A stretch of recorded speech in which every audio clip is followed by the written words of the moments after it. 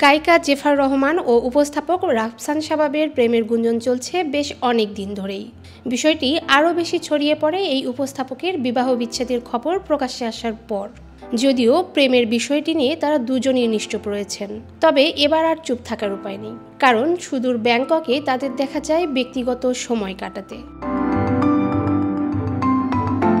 সম্প্রতি ব্যাংককের একটি শপিং মলের ফুড শপের ভেতরে দেখা মেলে রাফসান ও জেফারের। সেখানে তারা পাশাপাশি বসে পছন্দের খাবার অর্ডার দিচ্ছিলেন। অনেক খোশ মেজাজেই ছিলেন তারা দুজনে একসঙ্গে অন্তরঙ্গ হয়ে ছবি তুলছেন। খাবার খেতে খেতে কিছুটা সময় একান্তে কাটিয়েছেন তারা।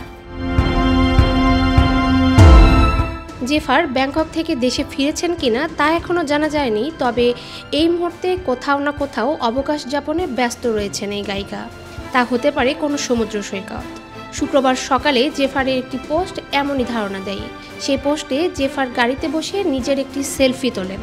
কিন্তু নেটিজেনদের তো আর চুপ রাখা যায় না। প্রেমগুঞ্জনের মাঝে জেফারের এই পোস্টে মৌমাছির বহরের মতো মন্তব্য ছুটে আসতে থাকে নেটিজেনদের, যেখানে সবার একটাই প্রশ্ন, সাথেরটা কই? বুঝতে বাকি নেই, মজার ছলে হলেও রাফসান শাবাবের কথাই সবাই বুঝিয়েছেন। নাম তুলে জিজ্ঞাসা করেছেন অনেকেই, লিখেছেন রাফসান কোথায়। মশকরা জেফারও কম জানেন না। সঙ্গে সঙ্গেই বন্ধু রাফসানকে মন্তব্য ঘরে মেনশন দিয়ে নেটিজেনদের উদ্দেশ্যে জবাব দিলেন জেফার। সেখানে তিনি লেখেন, রাফসান সবাই তোমাকে খুঁজছে। রাফসান মজা নেওয়ার বেলায় আরেক ওস্তাদ। জেফারের সেই কমেন্টের উত্তরে লেখেন, আমি একান্ত সময় কাটাতে ব্যস্ত, সেটা সবাই জানে।